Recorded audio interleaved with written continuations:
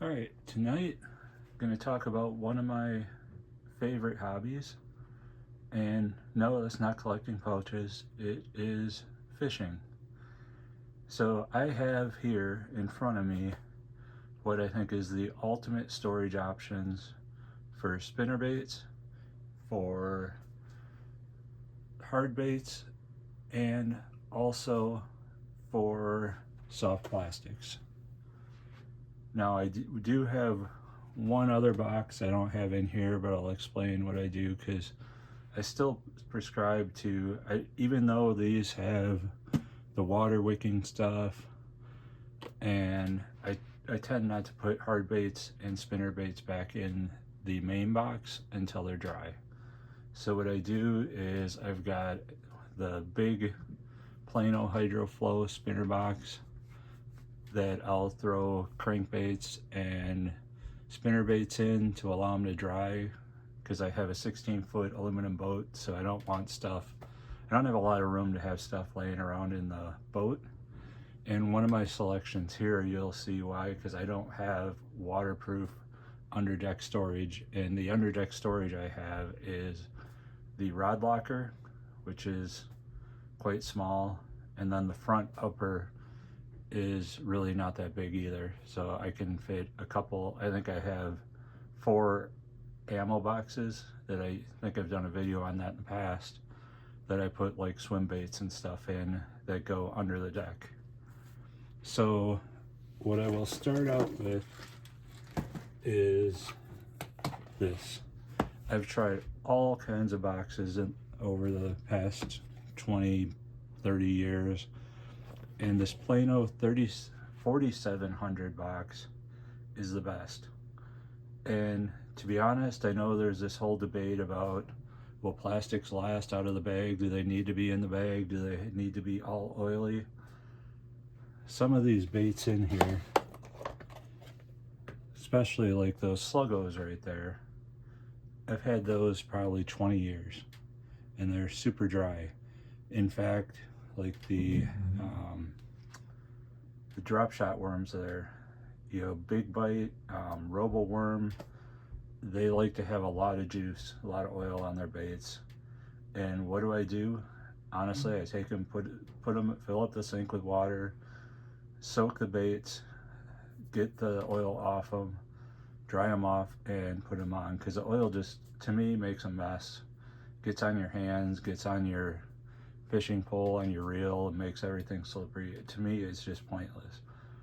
I do, when I'm fishing, I do use scent, but yeah, I don't need the oil on the baits in this box. So generally, if they're super oily, if you can tell, like the bag just looks like they dumped a can of oil in there, I will rinse off the baits, and they store just fine. Like I said, those are at least 20 years old.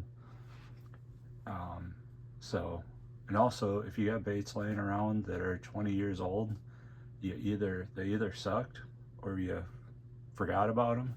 In the case there, I forgot about the sluggos, and I'm going to try them again this year, just to see how they do. That's not really my kind of style of fishing, but I will try it. So I also got some Senkos in there. I've got a few Senkos, which honestly, if they don't work for me this year, they're just gonna probably go in the garbage, because I am not a patient fisherman.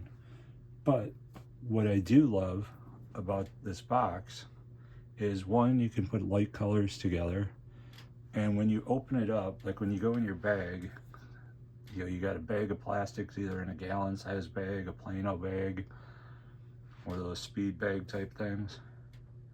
You're kind of sifting through them. You can't really see all your baits. Now, of course, I'll be taking 4 boxes on my trip, but when you open this up, you don't have to waste time leafing through a bag of bags to find the one bait. And you might have a bait in your head, but when you look in here, there's a plethora of ideas. So on the top is a skinnier. It's a little bit narrower than the bottom, but it's actually very nice. I can get, it's really nice for worms, I've got some of the big bite craw tubes, which these things are awesome. I had some old smoke red baits work, and I got some old Vibra King tubes, super cheap, probably at Walmart in their little yum bin.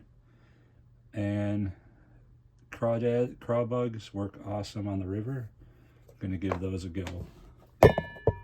Whoops. A little camera adjustment there. So then the bottom,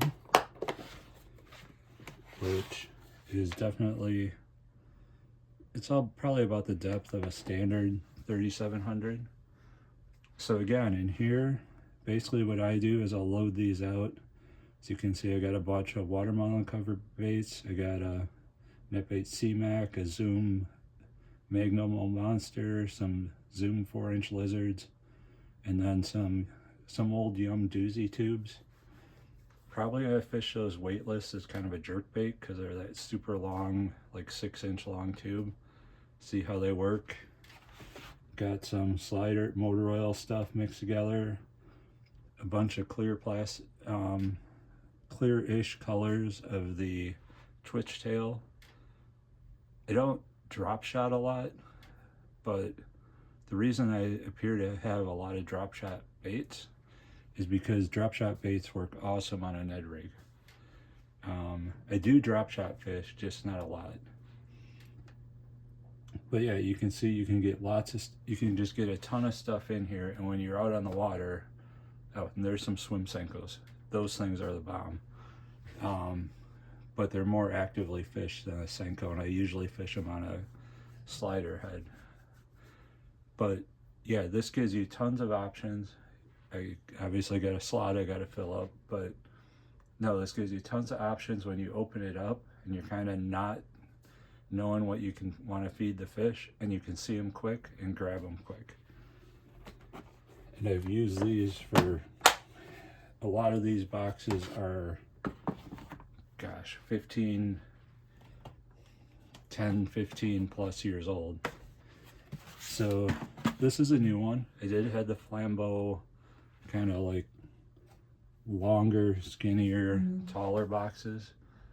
Those worked really good.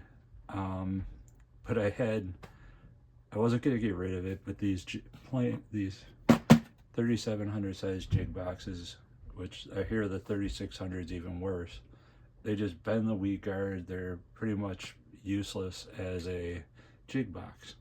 I wish Plano would listen to everybody and make them taller, but I found an alternative use, and I now have 5 of them. I make my own spinnerbait, so I have 5 of them. And what I do is I just reposition, I take out some of the jig holders, and then I just reposition them. So I have 3 left, and I can get, there's probably 60 plus spinnerbaits in there. They're pretty easy to find. And this is kind of my overcast box in case you're in that fire craw. I know it's like all the rage in plastics on a spinnerbait with a red leading blade. Try it out. It's an awesome combination. Even works in clear water on a cloudy day. Can't get bit on a sunny day in clear water, but a overcast day, that thing is money even on clear water. But no, this box works tremendously as a spinnerbait box. I've even got some of the huge deep water Strike King burner baits, but I can't recommend this thing enough as a spinnerbait box. Yeah, nothing's perfect, but I mean, this works really well of getting the skirts in there. That's the thing I hate about the standard spinnerbait boxes. When you go to hang them in there, the skirts get all tangled up. It's just futzy. Where this is actually pretty quick and just got some extra skirts in there. But no, highly recommend the jig box. Not as a jig box, but as a spinnerbait box. Now here is one that is going to be controversial.